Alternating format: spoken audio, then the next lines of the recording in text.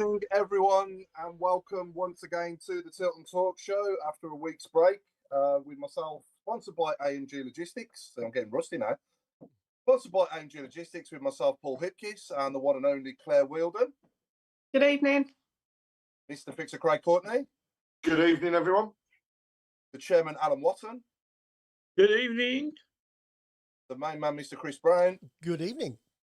And last but by no means least, Mr. Robe, Mark Adams. Hello, everyone. You said a bit too much there, Paul. You said, and last but not least, I mean, we actually should be the other way around. Oh, dear. I think it's only right for us to start the show with some sad news that broke over the weekend. Obviously, I know it's not Blues, but it's obviously in our league, etc. And the Charlton game, unfortunately, was postponed against Portsmouth on Saturday.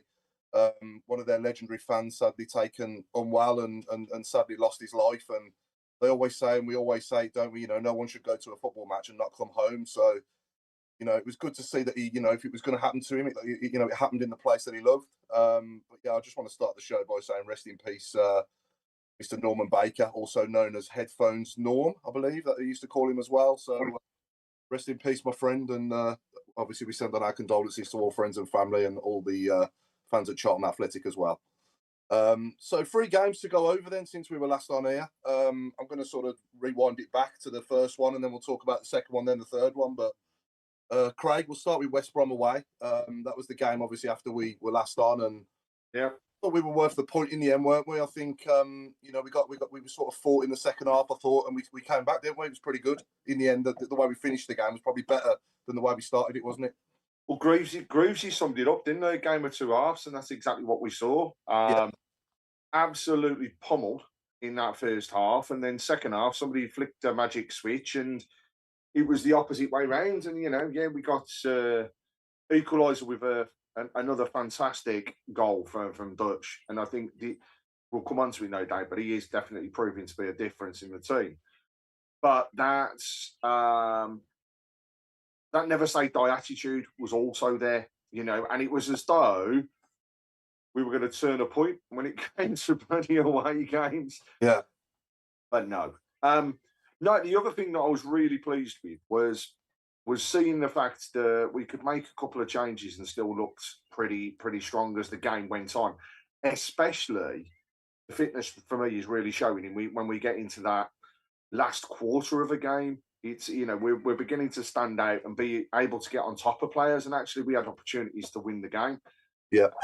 But I'd have taken a draw any day of the week going into that game, to be honest. It was a toughie where they didn't want to leak goals. Yeah.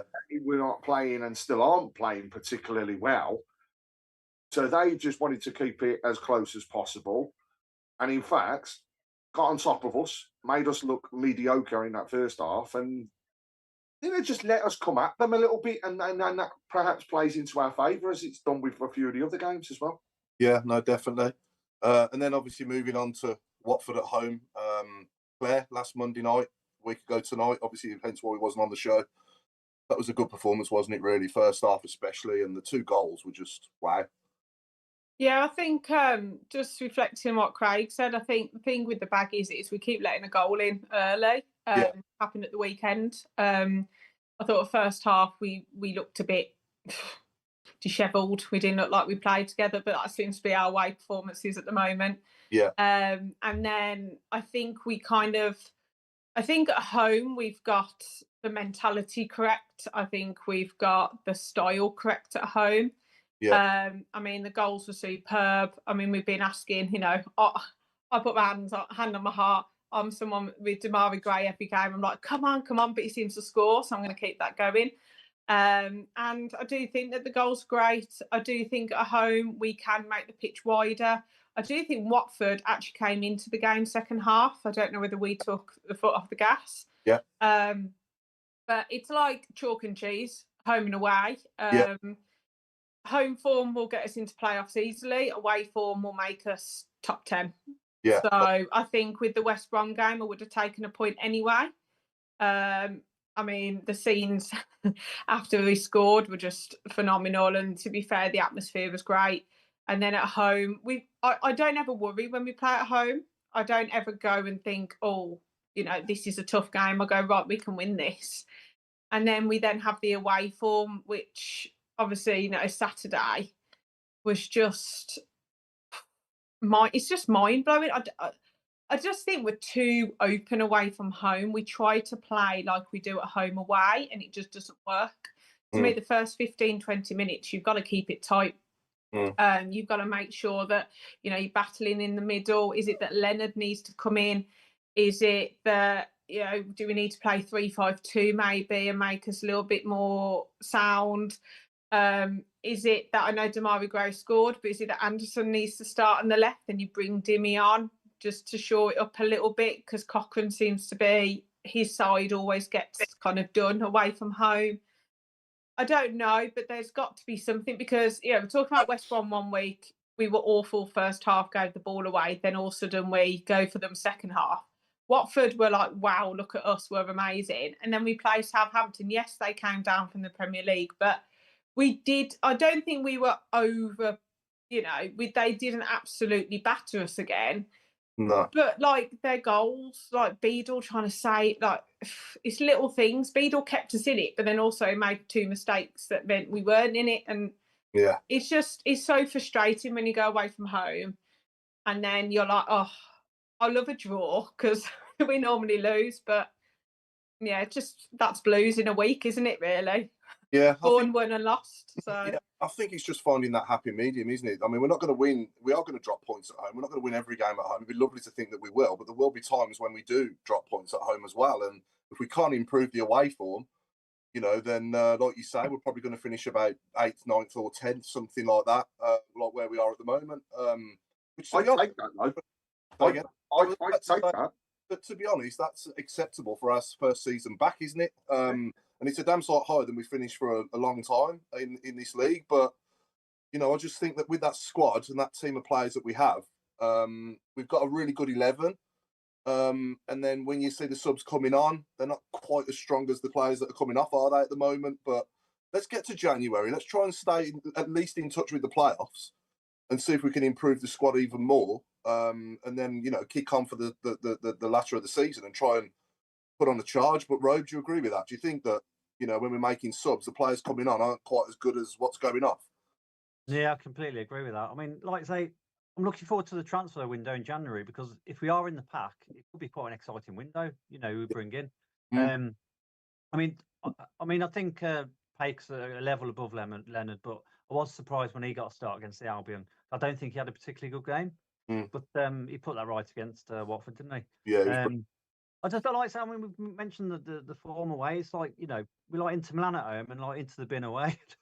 But yeah, it's just like, I don't get, is it a mental thing? Is it a shape? You've been thinking that one up for 2 weeks, haven't you? I was just thinking that, yeah. You can tell that I reckon he's got it written down. I'm going to say this at some point. So anyway, yeah, I mean, the Watford one was satisfying because that was just like a real typical championship game. We really ground that out, and that was really satisfying. A couple of years ago, there's no way we'd have pulled off a result like that 2 years last time in the championship. No. But no, I mean, like Saturday, I think Southampton probably the best team we've faced.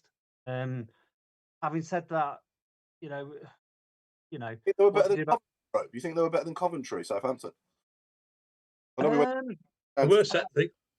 We made them look better. Yeah, we made them look good. Coventry. Both of them. Both. Well, yeah, pretty similar sort of standard. I mean, it pains me to say, but I think Coventry probably want to go up. But I feel a bit sick saying that, to be honest. Yeah. I mean, there's nothing to fear in this league. With more than match level, you can see Davis is developing as much as the team is, to be honest. As he's learning, the players are learning. It's like a learning process for everyone, including us fans as well. I know we've obviously been used to the championship before, but it's having a year away. It's sort of going into it with fresh eyes again. But, I mean, I nothing to worry about. I'd have took 8th this point. I think we all would have done in pre-season. And like I say, if you get to Christmas time, around about where we are now, let's just go for it in the new year. There's a lot to be. There's a lot to look forward to. Yeah. It really is. Yeah, I think I wouldn't be surprised if a couple of loan players went back, the likes of Cashin and even Kumas as well. They're not getting the game time that they were hoping for and their clubs were hoping for. It wouldn't surprise me at all if they went back to their parent clubs and found somewhere else to go in January. I was going to say, poor Kumas. He's been pretty average, to be fair. Yeah. Nothing amazing. No, nobody's getting in that 11, are they? Really, in the front four? No. I don't think. That is, in my opinion, that front four could be good enough to get us in the top 2. But unfortunately, you can't burn them out by playing them every single game, especially over Christmas as well. So we do need other players to step up to the plate as well when we need them. To be honest, Paul, we need Kyogo to step up now. I mean, I do like him, but he needs. He's should cursed, be buried. Man. He's cursed, man. He must have driven over a black. It's not going to happen, is it? It's crazy. I do. I mean, you can't feel sorry for that miss on Saturday. That was unacceptable. That was, but overall, I can't help but think that if that goal against Ipswich should have been given, like it should have been in the first game, we'd probably be having a totally different conversation now. Yeah. But he's coming off the pitch. He's coming off the bench now, and he's overthinking it every time he's on the pitch, and he's trying so hard, and it's just kind of like getting the better of him at the minute, isn't it, Al? Yeah, absolutely. I still sort of sit back and watch videos of him playing for Celtic and scoring. I say, this is the same bloke, and we all think, well, as soon as he gets one, he'll get a stack. But it's. I mean, that one Saturday was oh dear. Bad. You can't feel sorry for him for doing that. That was just poor play. Yeah. But I think Claire used the 3 magic words: give the ball away. That's 4 words. Sorry. We did it over and over again on Saturday. We'd win a tackle, keep them penned in, and then it'd rebound off one of our own players or one of their players, and they were away with the fairies. And we were, they were facing 2-3 against 2. Now they didn't score from any of those. We managed to rescue the situation, but instead of keeping the pressure on, we just let the cork out the bottle every so often and let them have a run up the pitch. Now, and you're right about the goal.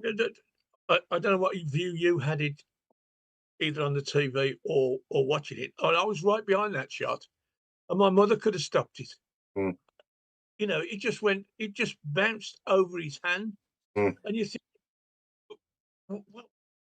my thoughts at the time were thinking, this kid needs a rest. Get the old boy back in, let him sit on the bench for a bit, And then he goes and pulls out 6 worldies in the second half.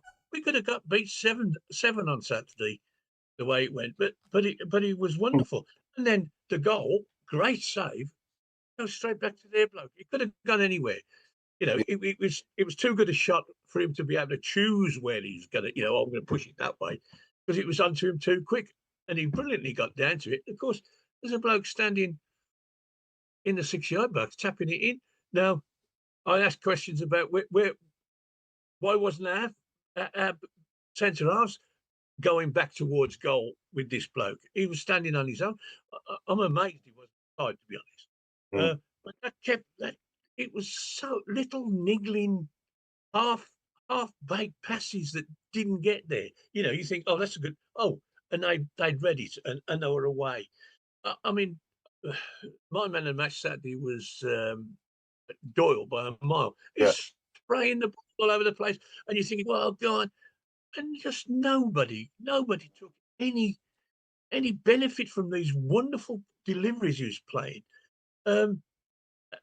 He looks, go on, son, and then he puts a crap cross in, or he hits the bloke, the fullback on the legs. Everybody gets excited because he goes out for a corner. How many corners have we scored from? Not very many. No. I think the biggest reason why. Sorry, Craig. What did you say? Sorry, mate. I was just going to say the cup draw's happening, and them across the other side of the city, not that many people will be interested. Are actually playing Spurs at Spurs. Oh, good. Oh, good. That's good. And Wolves have got Shrewsbury, which is another good tie. Look, Ooh, Derby in effect, that one is. It's not far. Wrexham Forest as well. Some of them are really Ooh. good. Yeah, yeah. Hopefully, I'm still safe with having jet black curtains. And the last time they won anything, I think for me, the biggest reason why our home form is so much better than our away form is us, the fans. You know, we sell out every game. The atmosphere's, you know, it's different on a night game maybe sometimes when when you're playing Watford to when you say Newcastle at home last season, obviously, but it still makes it when the game kicks off. You know, if they start well at home like they have done the last few games, we're right behind them, aren't we? And that just gives them that 12th man and that extra spring in their step to do what they're doing. And I often think the away support though is better than the home support. yeah, I was about to say, it's credit to them lot that travel all the time, because exactly, they don't stop and they back to the absolute hilt. The difference with it's weird. It's almost as though there's more pressure on them when they're playing away from home, and I don't get that. There's no pressure. You know, it should be less. The pressure should be on the home team on each of the occasions. We've just seemed to be spinning it on our heads. But there's got to be something now, mentality-wise, because if you look at the last 4 seasons in the Championship, we have not been good away from home. No. So something has got to change. So we've we weren't very good generally, but obviously this year, for it to carry on, what is it? Is it the system? Is it the personnel sometimes need to change? Is it that we need to be a bit more, instead of playing so wide like we do at home, do we need to be a bit more narrow? Yeah. I know that Coventry, they changed their system, they changed the way that they play against every single team. Do we need to start adapting like that? Because if we end up in the Premier League, say, you would play different against Man City than you would against West Ham, for example. Yeah. Is it Davies having that mix up? I don't know. I think yeah, go on now. Sorry, Rogue. You, Rogue, one. No, I was going to say, I think that's spot on. I'd agree with that. Yeah, I don't think Davies needs to come up with a plan B and a plan C as well, and take each opposition as an isolated sort of case. But yeah, that's spot on. I'd agree with that.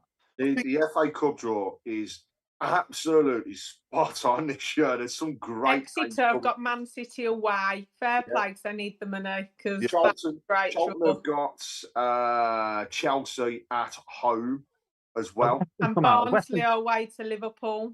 That's on my agenda tonight, Claire. Actually, I'm glad you've mentioned that, Exeter, because obviously we bought the payment for Jay Stansfield's transfer, didn't we, forward with Fulham to keep them going, which was a brilliant gesture from both clubs, wasn't it? Yeah. Especially us, obviously, being the ones that were paying, so brilliant, really good. Just coming back onto the previous conversation, it is frustrating away from home. We've played most of the teams above us now, haven't we, away? But, it'd be interesting to see what happens when we start playing those that are below us a little bit, Hopefully we can improve against some of the teams further down the league than what we did away from home against the teams. Somebody raised this the other day. When you look at our away games and the ones we played, it's all been top half. Yeah. And so, we do need to keep on top of these different things and just make sure. But we do need to, there needs to be something different, because I don't think away from home we can play the same style of football as what we play at home. No. And teams are watching us. They know what to expect. So actually, we almost need to have, dare we say, an away setup and a home setup that gets mixed up a bit. We often talk about Davies having a plan B. Actually, the plan B that he now needs is, how do we play away from home? Because I don't think we can play that front foot pressing football at home and away. I don't think it just works at all. And in fact, the polar opposite. If we are conceding in all of our away games in the first 15 minutes of a game, when you start chasing it, we then can't play the type of football that we want to play. So we need a shutout. We need to, I don't know how you can class it and how it will work, but we just need this shutout that's going to happen. And you know what? Take a 0-0 at the next away game. I'll take a 0-0 tomorrow night. Yeah. To be honest, sorry, Craig, I was going to say it's not an original question, but question for everyone listening and for us lot as well. Do we bring Allsop back? I think it's a resounding yes, isn't it? 100% for me. I wouldn't have changed it in the first place. That's just my opinion. Yeah. I think he's kept the problem is, he made 2 mistakes at the weekend. But then, as Al said, he kept us in it. It could have been an absolute barrel load, and he made some worldies. I mean, we've got to remember the kid's young. Yeah, exactly. And I just think we need the more experienced goalkeeper in. But I'm also much more relaxed with him in goal when a cross goes in our box, and when the ball's coming out from the goalkeeper. Allsop's distribution is so much better than Beadle's, isn't it? I mean, I lost count how many times he kicked it on Saturday, and he went straight back to their goalkeeper. I think the problem is, I think Beadle and Kyogo are two players that they're having question marks against now. And I think if you go back to why Allsop was dropped, which was the Coventry game, mainly, Beadle's done the same. Yeah. And he's got this thing about, instead of parrying it out, he parries it in the middle, their goal. Yeah. I mean, I couldn't believe it when that goal went in. But fair play to Armstrong, he had a shot, and the goalkeeper makes a mistake. And I think that, it's about making a decision, because you can't keep swapping goalkeepers all the way through.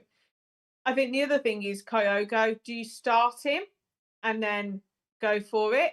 Is Duck an away player? Because every time I see Duck, I know he scored against the Baggies, but he doesn't go up for a header like a Duke used to. He literally watches them header the ball, and I was like, what are you doing? Yeah. So is it that we have to, is it Dykes plays and starts, and then...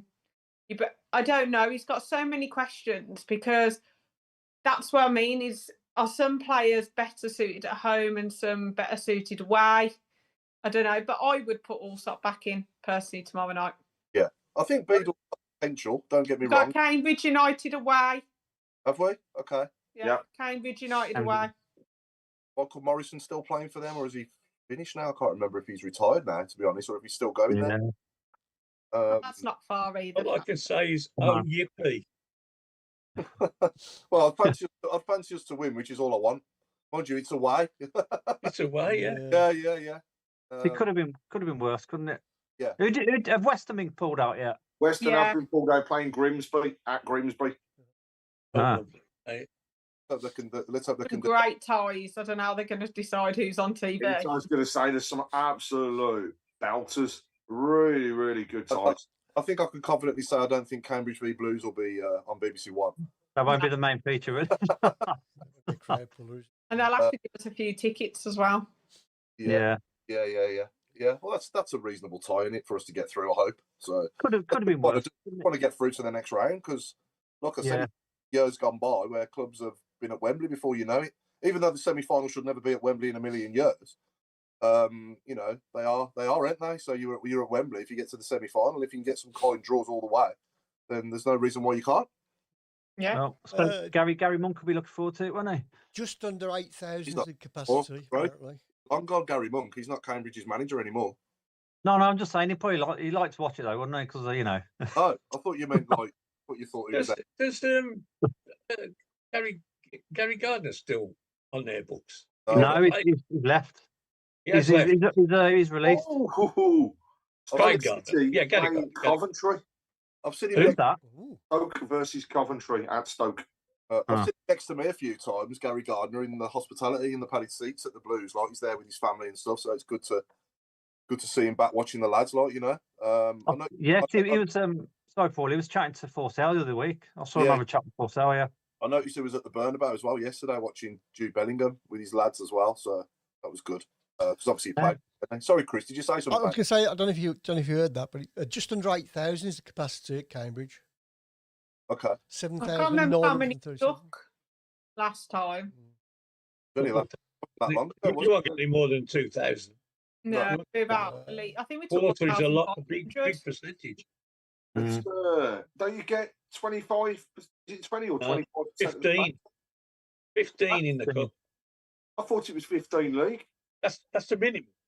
10 league, isn't it? 10 league. Yeah. And but it's not. I mean, they could give you all the tickets if they wanted to, but 15 is a minimum. Discretionary, isn't it? Yeah. Who did the Albion get? Another team. No, because I'm saying not for the fourth round. We're due to play Albion on the 14th, but if we both go through, it's FA Cup day, so that'll be rearranged. While we're on the subject of draws, anyway, I'm going to talk briefly about the World Cup draw and say that it's probably one of the worst things I've seen on TV for some time. It's far. Oh, It was awful. absolutely horrendous. Dear. You mean I want to blow smoke up a certain person's backside for 2.5 hours? Television. That's what you really want to say. No politics, please. An hour and a half before one team was drawn out. It was just insane. It really was. But good to see Tom Brady involved there. I'll say that. You know, so. But why no mention? He's on there doing a World Cup draw and no mention of the football club that he's involved in, which I think is pretty poor on the broadcaster's behalf, to be honest with you. I mean, prime opportunity to put us out there. No, Jonathan Pearce did mention us, Craig. He did say Birmingham fans will be watching this close by with Tom Brady involved. He did say that. What I mean, yeah, he did, but that was our broadcaster. What I mean was they had a perfect opportunity. They spoke about their own sports for each of them, but they had an opportunity there as well to promote the things that they are involved in there. I don't know whether he was allowed, because obviously, because it's football, or as Americans say, soccer. Yeah. God. Yeah. So are we happy with the way we've covered the 3 games anyway? Is there anything else anyone else wants to say? I agree that Beadle should come out for Allsop tomorrow night. I don't think I'd make any changes unless Cochrane's out, then possibly a Sai Samuel at left back, maybe. Robinson will probably play left back. Yeah, I'd rather see a Sai Samuel. He was all right, though. I've got to admit, he was quite attacking, yeah. I wouldn't, he's got a lot to make up for. Okay, yeah. But at least he's left-footed. We need some sort of left foot in the team with Roberts. My worry would be that if you have got defenders out and you change your goalkeeper, that your back 5, in effect, hasn't played with each other. And that is a worry for me, especially when you're away from home, because all we want to do is shop in theory. Yeah. We want to nil. And I don't know. I might be the only person here, but I would leave Beadle in tomorrow, and see what he does. If it's then a nightmare again, then you're dropping for Saturday because you've got more of a window to put people together. I just worry about changing too much in one go. I think with a stable side. When Allsop was taken out of the team, we had the likes of Cashin playing, didn't we? And Robinson, obviously, got sent off at Coventry. Robinson did. So I think at the time, we were going through a bit of a transition, and Chris Davies was still working out his best 11. But now he's got his best 11. I think you'll find that we'll be different with Allsop in goal, in my opinion, than what we are with Beadle. I know we've obviously won all the home games and that, but possibly away from him, it might be a bit better as well, because he just commands his area much better for me. When a cross goes in that box, he's so much more assuring with a cross than what Beadle is. I don't Go on, Al. I say I don't like the punching that Beadle does. No, there's ball punching away should be catching. Yeah, he just catch most of them, to be fair, and he looks commanding. But when he starts flapping and punching, and the ball goes to the edge of our box, and they have a shot from 25 yards, we're under big pressure then. Yeah. Catch the damn thing. Lie down on the floor for the 7.5 seconds that you're allowed to, and then just take the sting out of it. Punch the ball. It could go anywhere, and that's what happened too many times. The ball was getting cleared, either the goalkeeper or the defenders, and it was only going 30 yards, and they were coming back at us. Then we'd win a tackle, and the ball had bounced to their blokes, and that we're still under pressure. Get the bloody thing out. Yeah, the only thing I haven't said about Saturday is that challenge on Tommy Doyle was absolutely horrendous. It should have been a straight red card. That was quite close to me. Yes, it was. I wasn't going to express my opinion, of course, but it was poor. The ref wasn't great, because, Roberts had the ball for I think it's their second, and the referee gave advantage. He then got fouled, and then the advantage had gone, and then they scored. So the ref was a little bit all over the place, to be fair. Yeah. Well, funny thing, their fans, funny enough, were complaining, and it's one or two messages on whatever. yes, the booking, the foul should have been more. Yes, I remember that thinking. I immediately thought, this is bad news. You know, we've been given advantage again, which we didn't make the most of. We give the ball away, or foul, or whatever. I can't remember what happened. And I'm thinking that very moment, that could be a turning point. And 10 seconds later, the ball's in our net. Yeah. And you're thinking, if we hadn't been given the advantage, we'd have moaned like hell. But we'd have been in possession of the ball, and we could have kept the ball for another, minute or so, and that goal wouldn't have occurred. And the whole game to me seemed that sort of little mistakes, little fluky passages where they finished up with the ball when they shouldn't have done, which kept us under pressure that we didn't really need to. We could have kept the ball as okay. We wouldn't have made any progress. But if we've got the ball, they can't break on us, can they? They're just chasing the ball round. And okay, we don't get a chance from that. But we've spent 5 minutes with the ball. That's 5 minutes they ain't had a shot at goal, and they must have had 20. Having said that, of course, if you look at the other thing that's annoying, you look at the stats after the game. We had 5 times as many shots as them. We had 60% of the possession. We had more corners. We had more flurries into their box, etc., and we lost 3-1. I know. 3-1. Just about putting the ball in the back of the net, innit? And keep at your own net. And unfortunately, it sounds very basic, but it's true, and that's not what we did well on Saturday, and that's why we lost the game. But yeah, it's. I just want to also, just while we're on the subject of the games as well, I think goal of the season sorted, isn't it? Damari Gray's goal against Watford. I mean, that'll take some beating, won't it? Yeah. Southampton, I thought was better. It was better. Did you really? Yeah. Oh, did you? Because there was no deflection. There was no deflection on the one on Saturday. He beat the goalkeeper full stop. There was no deflection against Watford either, though, was there? He just curled it straight. Yeah. Up in. No. He went off a bloke's shoulder. Okay. What I loved about the goal against Watford was just all the rain coming off the net, like just it was like a sonic boom, wasn't it, of rain? Yeah. We talked a lot about the refs being poor on Saturday, but the ref on Monday I thought was absolutely spot on. Best one we've had. The first game where I've seen the 10-second rule be put into action. However, blatantly obvious that nobody knew what the bloody hell to do at the point of the ref giving the corner, which was a bit frustrating. But weigh up the pros and cons, don't you? We've had a good ref on Monday. We've had a poor one again this time around. We all know there's inconsistency, but to go back on one of the points there, we play to the whistle. So don't think we're just going to get a free kick, because we've already seen in this league somebody can go and take somebody out, and it will just be wave play on. The next person will come along, tap them with their finger, and then all of a sudden they're rolling round as though they've been shot, and we're seeing games stopped and yellow cards. So it's about playing to the whistle, and perhaps we've got to stop being ourselves a little bit too passive. We let people have a go. We don't really see, and I still haven't seen that player that's giving that little bit extra back when something happens to us. You've just nobbled one of my players. I'm having you next time. We don't see that anymore, and we need to. When you take that foul the weekend and how horrible it was, what did we see any of our players afterwards going back after having a go themselves? No.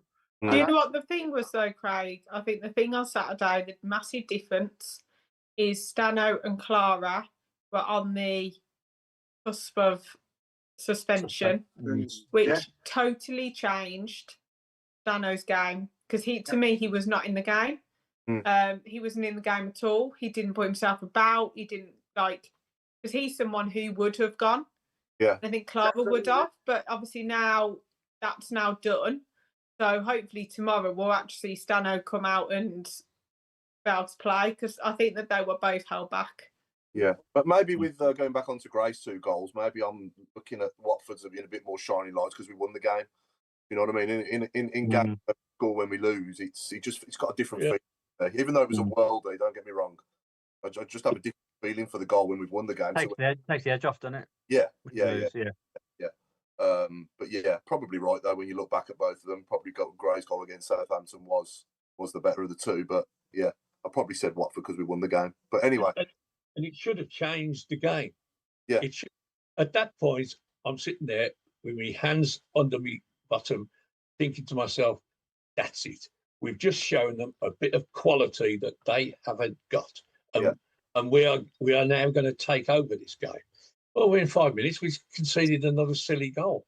Yeah. And it was, we aren't going to score 4 goals to win a game, are we? I mean, it's not the Premier League where they play with no goalkeepers. Like they did.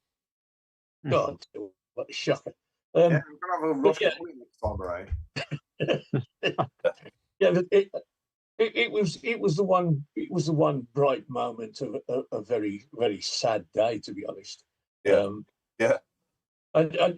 we haven't mentioned him yet, but I will mention him. What on earth was that happened to Ducks on Saturday? He went back to day one, totally anonymous. Didn't take part in the game, whereas the previous 3-4 games he'd been sensational. And he did nothing, absolutely nothing. And for all his bad luck and bad form, the team looks far more coherent and attacking and exciting when Keogh goes on, because he runs his nuts off. The other Dutch does not do that. He does what he has to do, and Saturday he just did nothing, to be honest. No, it was a bad day at the office, and hopefully they can make up for that tomorrow night at QPR. We got any good comments or questions coming in, Chris, on the shout boxes? Gray's goal at Southampton was spectacular and better than against Watford, in my opinion, says Michael. Yeah, probably right. Yeah. Like I said, I probably just said it because we won the game. Yeah. Too slow at the back, pace and easy to beat in one-on-one situation, says Tony Saul. Put Mayo in goal, spread it about. We've had all those, haven't we? We need a player like Armstrong. That lad can score when he likes. We've had too many fines, have we? Yeah, we had one. We've had a few fines. Clara's been our player of the season, but on Saturday was playing like a player. One booking away from suspension. Says Kevin on YouTube. Partly on those fronts, though, it wants the players to get them now, because you don't want them to get it during the festive break.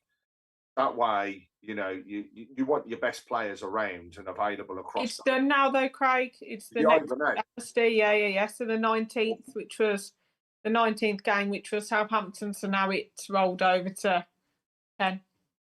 Perfect. And I'm just looking, we all seem to be a bit in the doldrums here about what happened on Saturday. But looking at the league, it's ridiculous, right? We're 8th and we're on 28 points. 6th is on 30, 5th on 31, 4th on 31, then 34, then 36. I know. Stupidly close. Below us, 19th place is on 21 points. This league is incredibly open, and we're going to see some topsy-turvy games. We're going to see some topsy-turvy results. But at the end of the day, I still think we've got enough to get us over the line. But I'd still take the position we're in now at the end of the season. The window is going to be interesting. Be interesting to hear what people's thoughts are. So if we have a window and we know we've got money to spend, what players and what positions would you want to swap around? Left back. Definitely another left back. Need another left back. Need another winger. Need a striker. Left back, for me, it's got to be top of the shopping list, no matter what they are looking at. I think another centre half as well that's not cashing up. Pacey centre half, I think. Centre half with a bit of pace. Yeah. So, but hopefully Robinson can make up for his disastrous start. Like you say, he played okay when he came on Saturday. So yeah, hopefully he can. If he's going to be involved and he's going to play, then he certainly can't get any worse for him, can he, than he did in his first 4 appearances. Robinson's playing for a contract at Sheffield United. Right. They want him back, don't they? Some of their fans want him. I tell you what, I'd let him go as well. I'd just turn around and say, you can, pay us what we paid you, and that's it. Job's a good one. We carry him back. Do you think Dykes will go because of the World Cup? Possibly, yeah. I think he will. Yeah. I'd like to see him stay, and because I think there's the World Cup always does it. It massively inflates players' values. So at the end of the season, if he goes going to the World Cup, he gets his spot there, and he goes and scores a couple of goals, for example. Right, when he comes back to Birmingham, he's worth a lot more money. I don't know about that, Craig. It happens every single time. You can probably put, on 95% of players when they go out to the World Cup, their value goes up at least by 50%. Yeah, I'm not saying it doesn't, but you're talking about Dykes, aren't you? Who has scored goals that have It's kept an us in impact. Yeah, what us games. So he's given me one of my best away day moments at Blackburn. Don't get me wrong. He's done bits for us, but I don't know what we're going to get for. I mean, what did we pay for him? Was it $1 million? Paid $1 million. I paid $1 million for him, but I think he's worth more than that. Yeah. I think Well, he's our tallest striker, and we'd have to pay more than $1 million to get someone else. So I think we could get a decent deal. I will say he might have scored the header that Kyogo had when it came over on his head, and obviously it was above him, if you remember. He would have been there on the end of that, wouldn't he? On Saturday. But, yeah. Do you know what, though? We've got I think the next two games, QPR and Charlton, they're winnable. Yeah. I do think that, it's a 9-point week. Okay, we haven't got it, but I'll take 4 points out the next two games. I would take 6 points. Yeah. Because then I think we'll be talking totally different next week. Yeah. No. Absolutely. You a couple of wins together and you're right up there. And then get a couple of defeats and you're right down. You're sliding back down again. So that literally is going to be like that all season. But then what I will say is there is an opportunity there. And someone, if we can be that team that grabs the ball by the horns and takes that opportunity, then, i.e. sort our away format and keep the same home form going, then it can be us, it can be us that could even get into second place, never mind the playoffs. But, we really do massively need to improve our away form to do that. I mean, I can't believe Millwall are third. They've just gone right under the radar, haven't they? There you go. All of a sudden, they're third. Prime example. So why can't we do that? Exactly. No reason why. The amazing thing is we lost on Saturday and we stayed in the same place. I know. Yeah. This is what I'm saying. The league is. I still go back to the league's poor. This is probably it's one of the enjoyable leagues because of the fact that everybody can beat each other, but it's poor because everybody then is also looking over their shoulders, thinking, "Well, are they going to win this?" You can't call it. Coventry. I know they're top of the league, but nobody would have called the weekend. Nobody would have called Coventry this far clearer now at this stage, would they? You would have said Ipswich, Southampton, Leicester, even. You would have said the relegated teams, wouldn't you? So that's why it's wide open because the parachute clubs have struggled, haven't they? Really. But it's also because the league doesn't have, apart from those that have been relegated, there's no teams in there that have actually had parachute payments still to use. Yeah, and you've got teams that have been in that league now for a fair few years. They're now beginning to have to balance the books rather than spend on players coming in. Yeah. So that's where we're seeing, I think, this lack of quality in effect that's beginning to come through. And Coventry are a good example of having a stable side. They haven't really spent too much. They've kept the nucleus of what was there from the past couple of seasons, and they've built on it. Yeah. So, but for me, I still want to do the same. I don't want to be a yo-yo team. I don't want to be a team that's great to get promoted. Yeah, you want to play the big boys, but I don't want to then be looking over my shoulder every 5 minutes in the bottom half of the table. I'd much rather be stable, secure, with a team that we know is going to push on and go through. Because I think we'd have to 50%, if not more, of this team would have to change if we got into the Premier League. I think the majority of that Southampton team that beat us 3-1 on Saturday were in the Premier League last season. Yeah. Finished on the second all-time lowest points tally, didn't they? So Tom Fellows was a good player. Yeah, okay. I really wish we were actually went in for him. He's a Blues fan, isn't he, Claire? Is he? I'm not sure. I think so. But he was brilliant. Like he just. At one point, he just skipped through players, and I was like, "You are a good player, and you've got pace." you would be brilliant. Like Armstrong, I'd had Adam Armstrong in our squad. I've said it for years. I think he's such a good player at this level. Yeah, absolutely. Yeah, couldn't agree more. Yeah, it's not all doom and gloom though. We're in a healthy position, you know. Yeah. We're certainly not. I don't think we're going to be sucking into the bottom end. That's for sure with this squad. So, you know, credit to him for that because you know 8th in the league. I can't remember the last time I said that we were that high. You know what I mean? It's got to be probably when Rowett was here. Or might have been Eustace. Or John Eustace, actually. We were 7th. But after this many games, though, Al, in December, probably not since Rowett. Yeah. What are you saying? We've never been this high at this time. Yeah, not never. Yeah. Not never, but not for a well, not recent not for time. You're right, because about 10 years. it was only about 12 games when Eustace got the sack and Rooney had got us down in the bottom half by this time. Yeah. So you're right. Yeah, onwards and upwards anyway. Let's hope that these suspensions now being reset tomorrow night can make a difference for Clara and Stano, and we can go out there and hopefully give somebody, you know, give QPR a good beating tomorrow night because we're capable of it. When we go out there and click, when we do. I mean, I remember us going 4-1 up there like under Monk, and we nearly blew that, didn't we? Remember Camp saving a penalty? Yeah, I was going to say Camp saved the pen. Yeah. You know, so we are. You know, we can do something similar, but obviously without the anxiety towards the end. You know, we're capable of scoring goals, but we just need to defend properly when we're under pressure, especially away from home. We need to be able to soak it up a little bit, you know what I mean, and keep it tight and stop being so passive and easy to sort of break down. And also stop making mistakes as well, not just the goalkeeper, but everybody. You know, everybody's making mistakes, aren't they, at times? So yeah, get that all sorted out, and we've got a good chance. But anyway, moving on. Any more good comments, Chris, or questions? I'm just good evening to everyone watching. Good evening to everyone watching. There's a couple of good ones, a couple of funny ones as well. Top 6 definite. We will crack away from. Everybody seems very, very positive, actually. And somebody saying, would we take a punt on Salah? Yeah, why not? I'd take a punt. I'd probably give it, you know, absolute odds on that he'll never come to blows. So there's my punts on it. Rumours in Scotland from a friend that Rangers are interested in Dykes. Yeah. Okay, yeah. Wouldn't surprise me. No, fair enough. No. I mean, I like him. Don't get me wrong. I don't dislike him, but I just think he's better. Yeah. He's a better as an impact. He's better coming off the bench, isn't he? He's an impact player. Yeah. He should have been introduced a bit sooner on Saturday, I thought.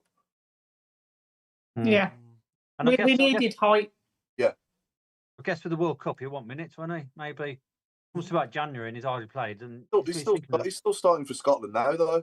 There's nobody to challenge him with Scotland, is there? They've got. It's the best they got. They've got Shay Adams. Yeah.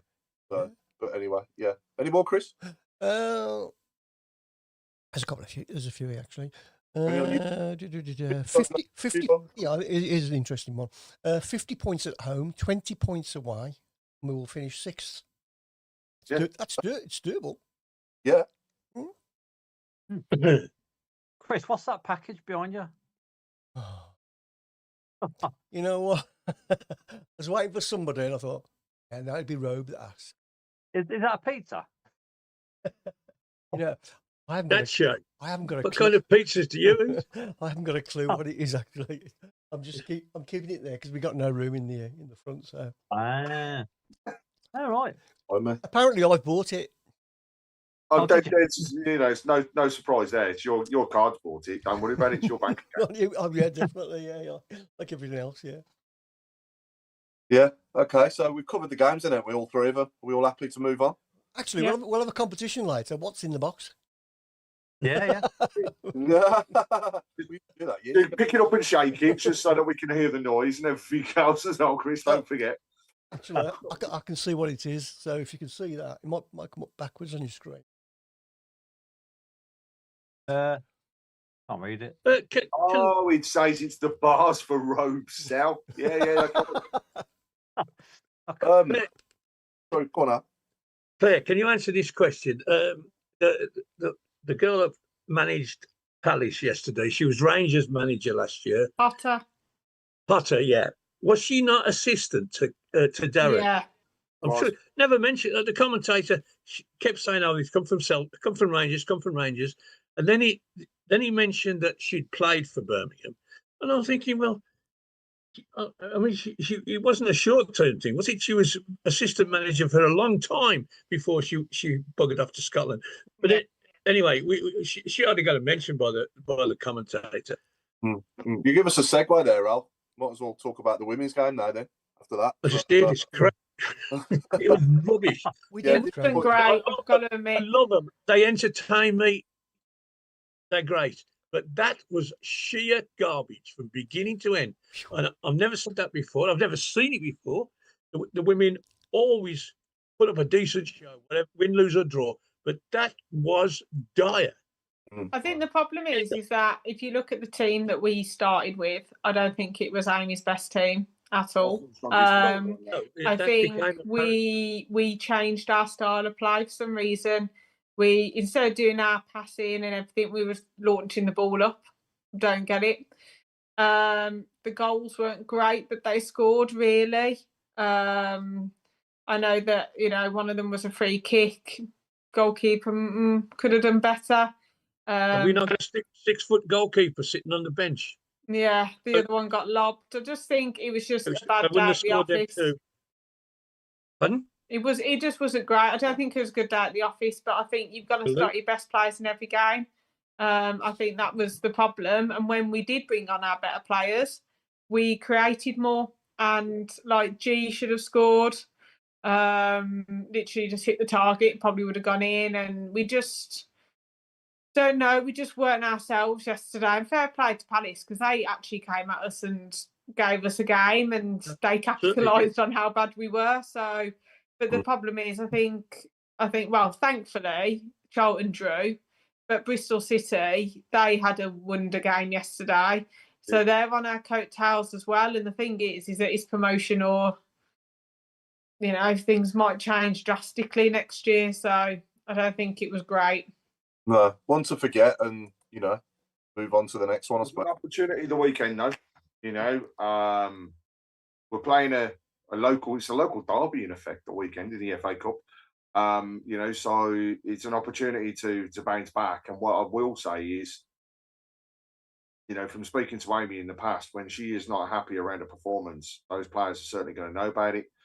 And if it was down to me, I'd be saying to them players, right, do you know what? You're going to get your backsides back out on the field on Sunday, and you're going to go and show people what you can do and build a bit more confidence around what's going on. I mean, we probably will see changes to the team. Your goalkeeper, I think we will definitely see the goalkeeper in for Sunday. I'd be very surprised if it's Lucy that's there. But that's because we see that in most cup games, and there has been those changes over. But for the rest of them, don't sit back and mull around what happened. Get your asses into gear, get on the field 2:00 on Sunday, and go and show what you can actually do. In theory, we should go through. There shouldn't be a reason for not going through. But also, those players have got to turn out. They've got to show it. And then, we've got another big game the following week against Charlton. So these are the big ones now. These are the things where it's the do or die. It's the opportunities. We've got to go out. We've got to have these games, and we've got to do well. And I want to see as many people as possible as well down there. I know that we've got 2 games on the weekends before Christmas. But the prices aren't expensive. Let's get as many of you down there supporting Amy and the team as much as we possibly can. Wouldn't it be great to have 2 teams fighting for promotion at the end of the season? And from a ladies' perspective, there's no reason we shouldn't be. But we do need to see a bounce back. And we start on Sunday, in the FA Cup. That's where things have to start to change around. I don't think there's any reason why the men can't fight for promotion either, to be honest. No, that's what I'm saying. With 2 teams can be up there. There's no reason why we can't do it. No. We should be. No. And just go for it. There's no reason not to. Yeah. Watch out for the details. There's some real big games coming, and the festive break's really going to show things for what they are. Yeah. I wanted to touch upon an event that was at St Andrews last Thursday as well, around the new stadium. I noticed. Was anyone there? Yeah. Where? Do you want to tell us a bit about that? It wasn't what I thought it was going to be. It was just about the sports quarter, so not actually the stadium. It's about the sports quarter. Okay. It was just all the information really about what they want to do for the community and the environment and things like that. So it was good to have a look and see what else they're going to do for the city. Really, it's more based on like the housing and what's going to be there and things like that, and the added extras. So it was good. It wasn't what I thought it was going to be. It was a lot of reading. Yeah, it was a lot of reading. But I thought that it was nice that they're trying to get our points of view as well. We had to fill out like a questionnaire and what we thought. Yeah. So it's not like the stadium as such. It was the sports quarter, but it was nice to be able to give feedback. Yeah, and was there any sort of artist impressions of what the rest of the sports court is going to look like as opposed to just the stadium? It showed what might be a problem. So like the rail line and things like that would cause them a problem and how they're going to try and sort it. They showed the size of it, which actually you kind of don't realise the size of it. Yeah. And they kind of showed all the community hubs and things like that they want to put in, and the parks and things like that. So I think that they're taking a lot from other places.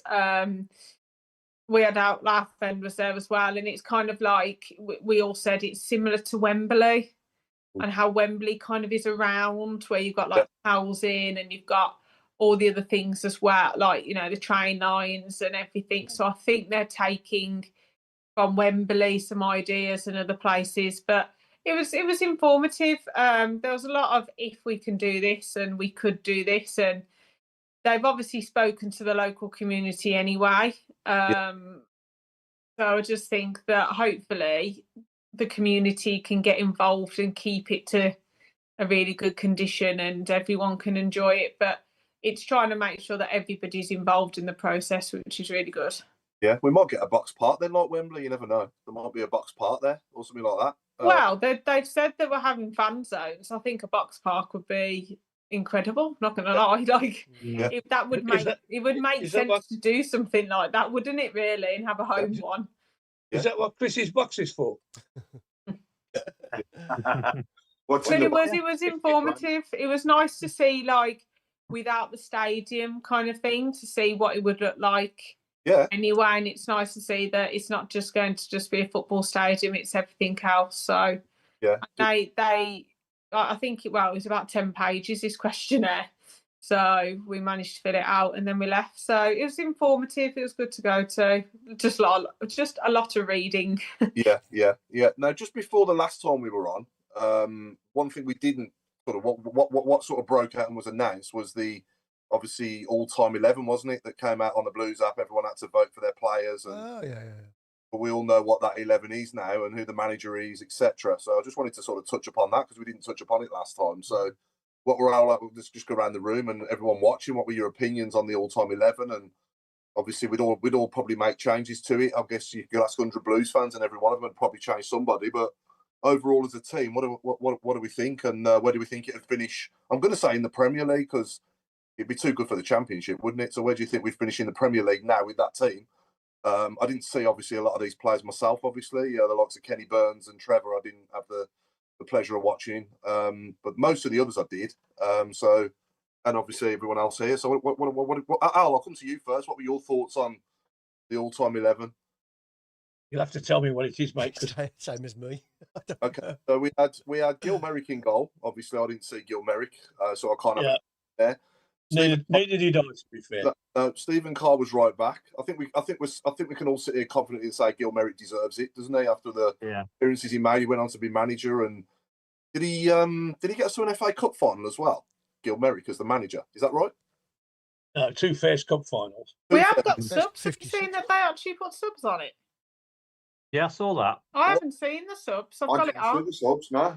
And then, Clay, this is like a quiz question for me now to remember. So you've got Kenny Burns and Roger Johnson, centre halves. Yeah. Granger was left back. Yeah. Stanley was on the left. Yeah. Jude Bellingham in the middle with, was it Barry Ferguson? Yeah. Seb on the right. Yeah. And then Trevor Francis up front with Gary. Yeah. And then the subs are Ben Foster, Jeff Hall, Matt Upson, Mark Dennis, Paul Devlin, Robbie Savage, Bob Hatton, Mikhail Forsell, and Joe Bradford. Okay. With Steve Bruce as manager. See, to me, I mean, it's a generational thing. It's generational. It's most definitely generational, and it's really hard because I ran that team past my old man, and he could agree with some of them, but then when he was going through some of the others back in the day, he just couldn't understand why some of them hadn't made it there, and I think it was purely down to there was two things. The club, first of all, were very clever in the way that they promoted it because they'd already, dare I say, cherry-picked some of those names that made that top list. But then there were others that were completely brushed by the wayside that you'd have expected to see in there. Kenny Cunningham, he didn't really get a mention, but he was staunch. Liam Daish, back in the day, he was one of those players that it didn't matter who it was, nobody was getting past them. Yeah. Then I look at some of the others that just, I don't know. I'd have expected them to be there and have more about it. The managerial side, to me, was just based on Bruce getting us to the Premier League. Was he our best manager? He got us to the Premier League. He got us to our highest position in the Premier League. But then that was McLeish, Craig. McLeish finished ninth. And won a cup. Yeah. And so McLeish for me would have been my manager and was my vote in terms of who it have to be. Yeah, me too. He just went to the other side, so I couldn't vote for him. Only That's Bruce. the thing. Just couldn't. Brucey did it as well, but I know he didn't do it directly. But I didn't vote for him either. See, I'd have gone for Steve you didn't vote for Rooney either. No, I didn't vote for him. I do think it's a generational thing. What should have happened is there should have been a team based on appearances, stats, longevity, and everything from the club. Instead, this is the team that we have chosen as our 150 years. This is the team to do it, and then they should have a women's team as well. That was one thing to raise. I was very then a fans team, and that would have been the fans team. But for example, it was because it was a lot on social media, a lot on the app. A lot of the older generation don't have the app or don't have social media, so it's hard for them to pick it. There's a shame that it wasn't done in September to then be released, and then what should have happened is if you wanted to take part but couldn't, it's a shame that there was like a paper version that people could tick and stuff like that, because if you are in your 80s, you might not be able to vote on the app. Yeah. I think that would be my thing. I think in my lifetime, I think the likes of Brian Hughes, Michael Johnson, Darren Purse, all these players that can feel a bit hard done by that they didn't even make. You say Jono wasn't even on the bench? No, he can feel a bit hard done by with that. I'll be honest. So the all-time leading goal scorer at Birmingham City was also on the bench. Yeah. Yeah, that's what I mean. I think it should be a statistics. And then a fans, but it should be fans from generation, like give every fan from every generation a go. Yeah. I'd have liked to have seen a team from the 50s, 60s, 70s, 80s, 90s into the noughties and then up to where we are now. That to me would have been a perfect way to celebrate all of the players at the club, because at the moment there were just a few shouted out, and I just think it was good. It's nice to see it, but nobody's going to do anything with that. I mean, if they were going to do anything with it, why were those players and managerial side of things, if they could make it, not at St Andrews to go through it? The force was there. He got bugged by Robe. We haven't heard about him since. So we just want to put a message out there, actually. We are concerned about Mikhail Forsell and the fact that he's not been seen on social media since Robe spoke to him. Yeah. But no, I mean, back in all seriousness, there's some phenomenal players that aren't on there. Phil Summerhill, for example, leading goal scorer at the club, was only beaten by Trevor Francis. Trevor Francis took his record before he was came into the team, and yet no mention whatsoever. But his name was never put out there. Brian Hughes not in it. Wow. Brian Hughes not there now. No. I think it's only right for us to say well done to those as well that are in it, that have been on the show, the likes of Grange and Roger Johnson, obviously. I think that raised a few eyebrows, didn't it, Roger, in there, I'll be honest. He was a bloody good player for us, but he was only with us for what, 2 seasons, was it? It's because he won the cup, that's what it is. Yeah, and I think his performance in that final was immense as well, because he sort of played on with an injury as well, didn't he, for a bit. I kind of get that. And also obviously Paul Devlin's on the bench as well. Congrats to Dev as well for that. Yeah. I know he'd hate being on the bench, but it's still an achievement, isn't it, in itself, to get chosen on the bench for that anyway in the club's history. In the end, lads, it's a good idea for programs like this. We can chew the fat as long as we like, or standing at a bar having a pint, and we can talk and talk and talk and talk. It's never that team, whoever it is never going to take the field. It's all in here. Yeah, I wonder whether, and actually, if there's anybody listening for the club, this is one thing I'd love to know. That team that was picked as the 150th, did any fan pick that same team? I'd love to know whether anybody actually did pick that same setup. Well, I couldn't. Forget the subs, because they came later on. But in terms of that starting 11, I wonder whether there was anybody out there that picked that as a starting 11. No, yeah. I've got to mention Tatey as well. Paul Tate was a great player for us when he played, wasn't he? I love Tatey. Louis Donowa as well was, I used to kid as well. Steve Claridge, Claridge was Cleggy Night in there. Yeah. I mean, was Mark Wood on the bench? No. Before our time, you got Bob Latchford, Bob Hatton. Well, Bob Latchford won a dozen England caps and scored goals for England, and he was the league leading scorer for Everton. First Daily Express gave him £1,000 because he was the first man for 30 years to score 30 goals. See, I think that's my memory of him. Yeah, and I met him not so long back, and he's the same age as me. He's born the same year, and I looked at him. He looks fantastic. He did when he was 17, and I'm looking like that. I know. I look 120 next to you, mate. Yeah, no arguments from me. I've got to say, obviously Jude Bellingham, certainly the best in the world in his position. That's for sure. That's no argument for me. But based on what was done for Blues, I'd have to pick Brian Hughes over Bellingham. With us for one season. Yeah. You know what I mean? Bellingham as an overall player, phenomenal. Yeah, he did a season and a half in effect. Yeah, playing time for us, and I know he is brilliant. He is just out there. Yeah, but actually, I agree, Jeffrey Claxton though. No Duque. Yeah, it's ridiculous. I mean, that makes sense. Go on longevity, and that would be a totally different squad. Because you see those players that have only done a couple of seasons, and if that, they're going to drop away. But then you're going to have people like Robbo, Duque into the team. Damian Johnson, yeah. Hoppy, Rob Hopkins. Yeah. People like that. Yeah. Clarkey as well. Yeah. Frayne, John Frayne. Frayne. You could name a world class 11 that played for us for less than 18 months. Yeah. Oh yeah. Yeah. Easy. Dugarry, probably he's arguably one of the best players that's ever pulled a blue shirt on. He only did it for 6 months. Yeah. We all talk about him, but he did it for 6 months. I know.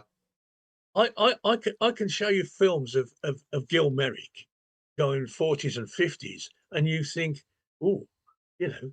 obviously the England-Hungary game, he's blamed for that. I mean, it wasn't his fault. The Derby semi-final of 1946, bloke had a shot from 35 yards and beat him on the inside. You're thinking, That's a world-class goalkeeper. But that's the only evidence my eyes have got. The rest of my information comes from people who saw him every day, every week of the year, and was a world-class goalkeeper.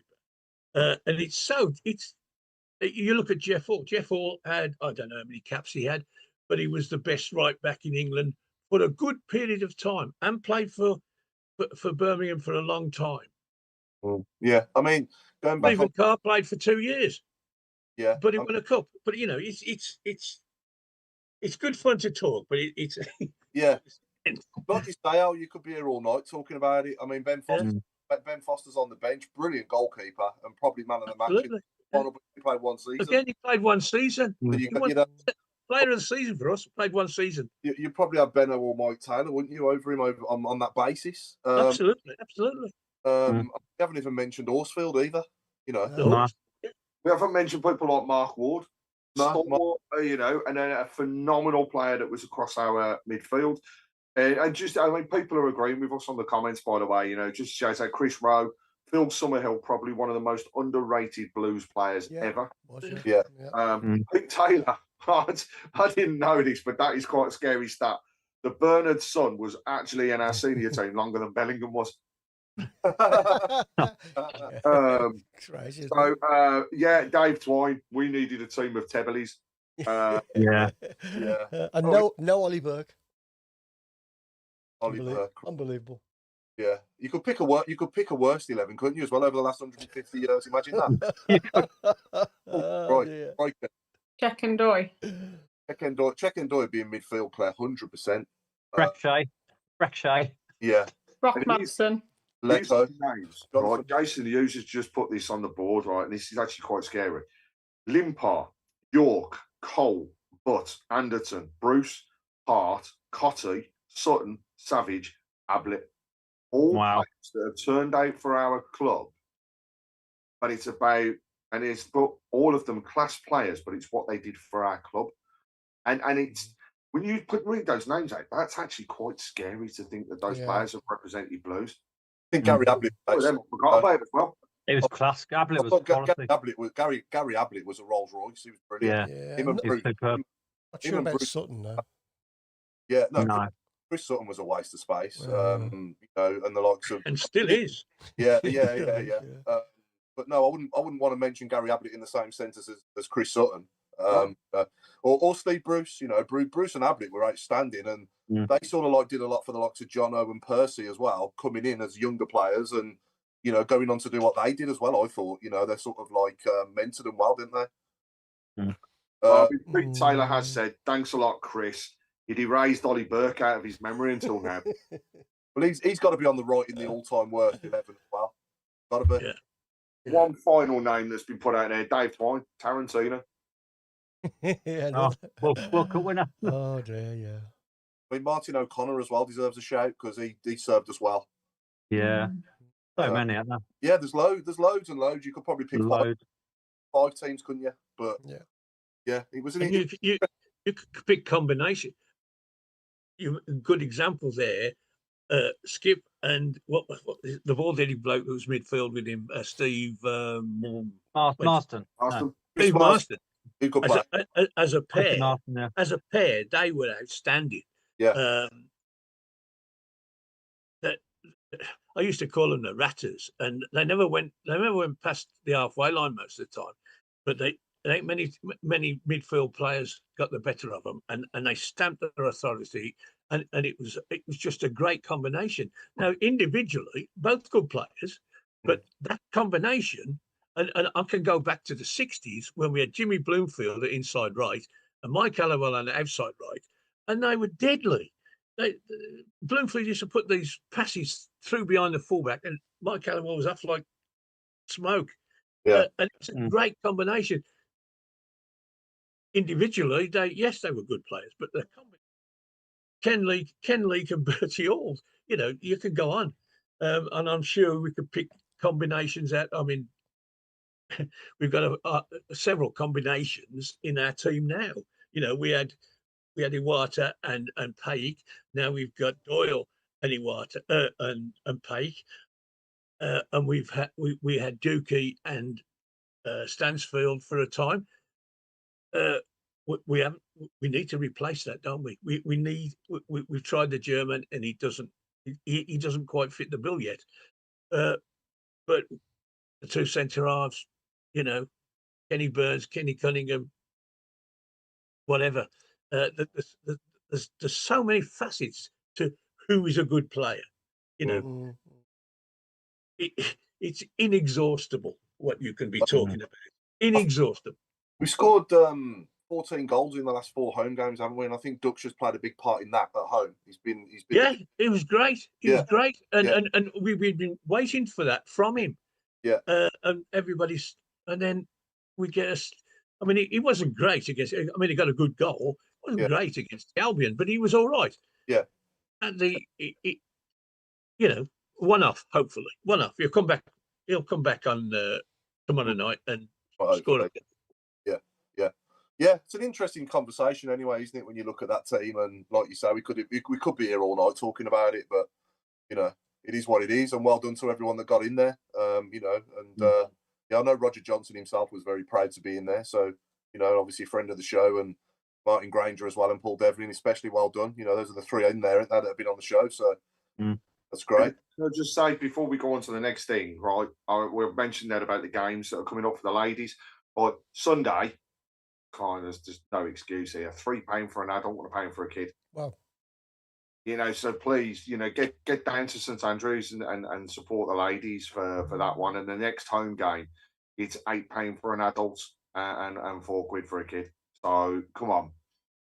I know we're coming up to before Christmas, but it'd be great to support that. And actually, I've just thought we have got to shout out one other thing. Blue Nose Day this coming weekend. So, all our listeners, when you're out there, if you've got your blue noses on the day, make sure that you're taking some pictures so that we can get it all publicised. But let's not forget what it's all out there for. What a fantastic scheme this year the club are doing. So it's obviously raising for the foundation, but to purchase that van, which will then be used to distribute food across the whole of the West Midlands and areas that's close to St Andrews as a form of a food bank as well. I think it's just credit to the way that our owners want to take us, which is making us a truly community-based club. So any support going into that, please do so. And also huge shout out to those fans that last Friday spent the night in St Andrews, sleeping out overnight. Before then, I think the vast majority travelling down to Southampton on the Sunday morning. I mean, that's a serious shift, and well done to all of those that took part. I know there was a great sum of money raised just from that sleep out, but also the other things that are going on, supporting the local community, are great across all areas. Let's keep it going as we lead up to Christmas as always, and any support on the day, give as much as you possibly can, because whether it's a penny or a pound, it's still a donation, and it all goes to help that local community. So we've got a time limit on this, every Chris, this time. You're going to get 3 minutes. We ain't got much time anyway, because I want to get the who in, and we need to get a prediction. So, yeah. Okay, so it's coming over now. I'm just going to record the jingle as we speak. Ready? So you should be able to see it now. You're doing the who first, yeah? No, the barnet's coming on. Oh, he didn't play for Barnet, but here's his Barnet. Hang on. Good. Can you repeat that one, Chris? Just... He didn't play for Barnet, but here's his Barnet. There we go. Can you see it? Yeah. 3 minutes. Starting now. Can't see. You're right. Paul Robinson. Good guess.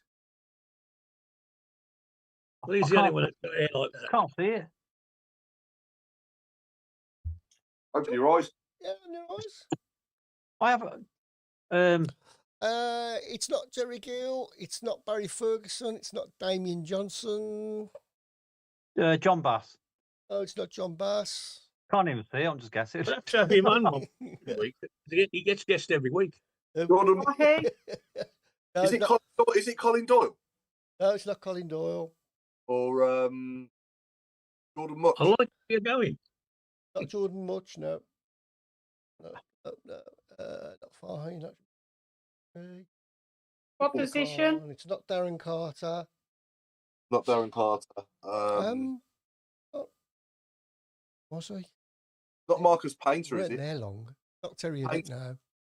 Tommy Williams. Not Darren Carter.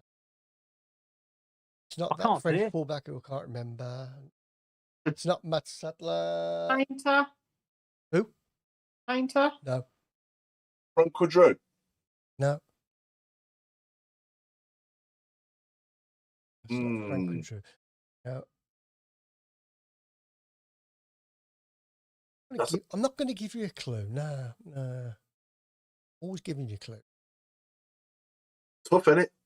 Yeah. It's tough at the top. Can you do an impression of him? Been on the show. No, he hasn't been on. He hasn't been on the show now. I've got a great clue, but I'll just give it away. That's not a bad effort from Fraser Higgins there. Alex Bruce. No, it's not. It's not Alex Bruce. It's not Alex Bruce. No. Nor Barry Horn.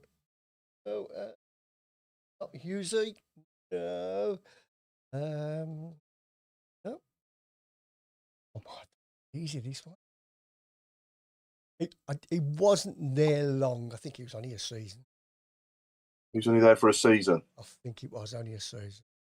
Talking about 30 games in all. Matty Upson. No. No, he was there more than a season. Colin Doyle, no. Colin Doyle was there for about 12 years, wasn't he? And then he played about 30 games. Yeah. Tony Saul said, "Can you bring the photo down to his eyebrows, please?"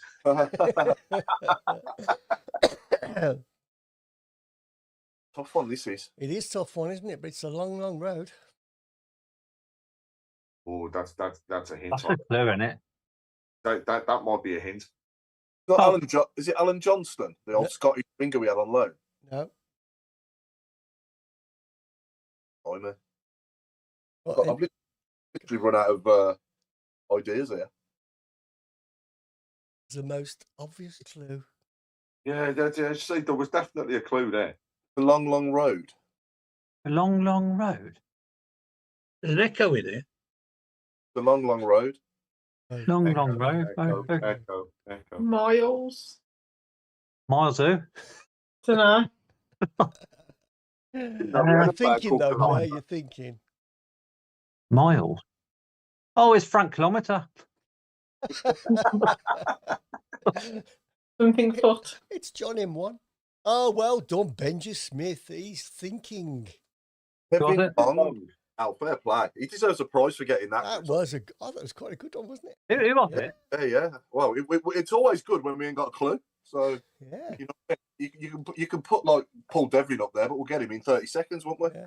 It was Mikael Forsell, Mark. Well, he's gone. Yeah. That was before he met you. He got jet black hair. Well done, Benji. It's Kevin Long, Long Road. Oh yeah. Oh dear. Well done. Right, That Kevin Long. He was all right for a bit. He was. Yeah, he was. He went to the MLS, didn't he? Yeah. He went. did, yeah. Yeah. Then the hood. Jason play for when. Are you sure it's not calling Route 66? Okay, here's an easy one. Stand by your beds. They have momentum too. The game it's tides and waves of the game, and sometimes we have to take a breath. That sounded like you was playing it at. Well, he's Irish. Are you sure, Claire? I don't think he is. Oh, I don't do think it again. Oh, I thought it was that's Irish. wrong speed. They have momentum too. The game it's tides and waves of the game, and sometimes we have to take a breath and get composure back. American. That's American. That is. Is that Yeah. Spectre. Packwood. No. American. Not Breck Shea, is it? Okay, I've said that one. Not Mario Melchior, is he? Is he Dutch? No. Krosky. Who? Jovan Krosky. No. And Andy Bonart. Really? Just Cool.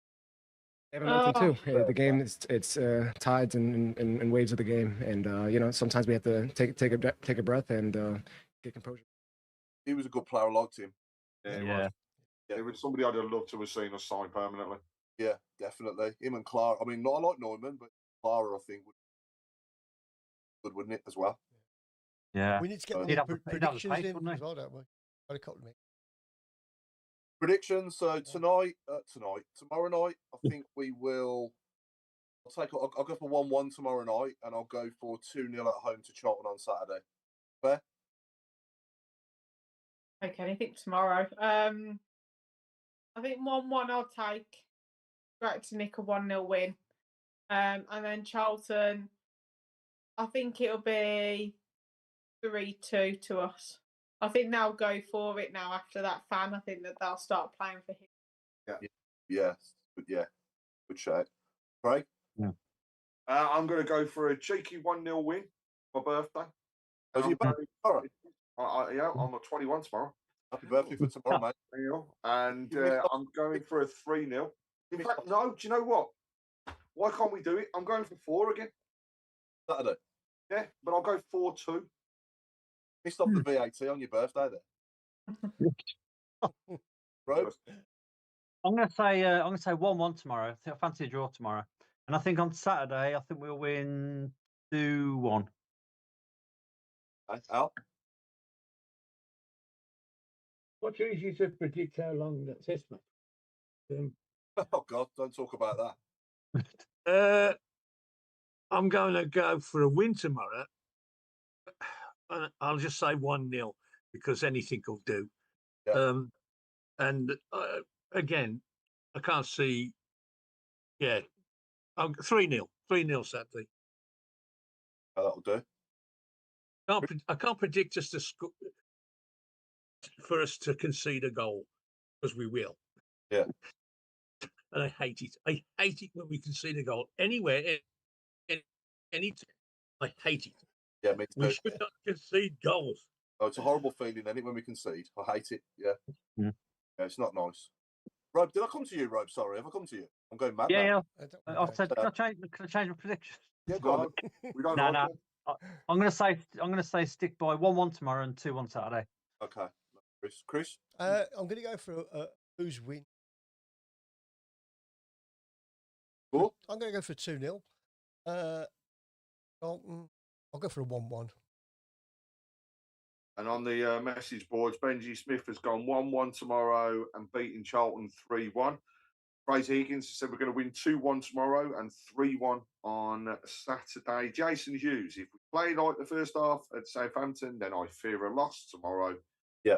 3-0 versus Charlton. And Mike Hill, Blues 1-0 tomorrow and 3-1 at Charlton. It's hard to vote, isn't it? With you know, you have to vote. You normally end up voting with your heart, but it's hard to sit here and say we're going to lose. But we do need to improve our away form massively, otherwise we will again. You know what I mean? We have got to, like you says, if we don't improve from Saturday, we will lose again, probably. So yeah, we need to stop this rot away from home. Okay, so we've been the Tilton Talk Show. Thank you everyone for watching. Good to be back after a week off last week. Good night, sponsored by AMG Logistics with myself, Paul Hipkiss, and it's good night from Mark Adams. Oh, cheers, Paul. It's a good night from me. And Chris, what was in that box? Oh, cool. Yeah. Messages what's in. Was in fact a 40-litre bin. Like, Why? People just worried about that. It's good night from Claire Wielden. Good night from me. Safe travels to all of us tomorrow. Yes, I am going 2.5-hour trip. Can't wait. And it's good night from birthday boy tomorrow, Craig Courtney. And it's a good night from me. Come on, Blues. Let's turn this around tomorrow night. And I'll hand over to the one and only chairman of the board, Browne Watton. Thank you very much. I'd just like to share with everybody, that I went for a test today on a very dodgy looking lump on my arm. And I've been given the all clear, absolutely no problem. So thanks. Thanks for that, and You know. I can enjoy the match tomorrow. And in the meantime, it's a good night from the mighty Chris Browne. But he's going to send over to another lump. Cheers out. Good night, everybody. Have a good one. Keep right on. Not a bit.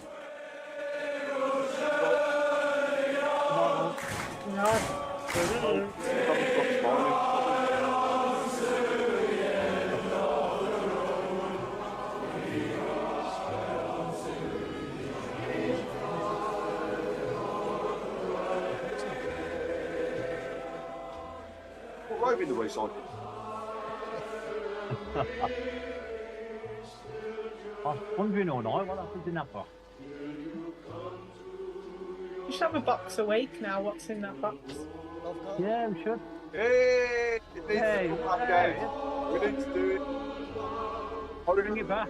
Once you did it. I remember going back before the lockdown club trying to get boxing in for ages and ages. Remember? Yeah.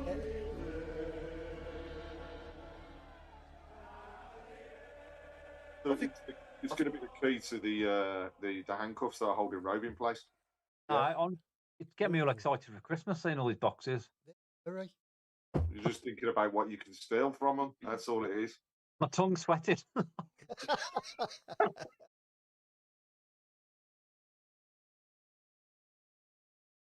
And we're off. Anyone watching the Wolves game?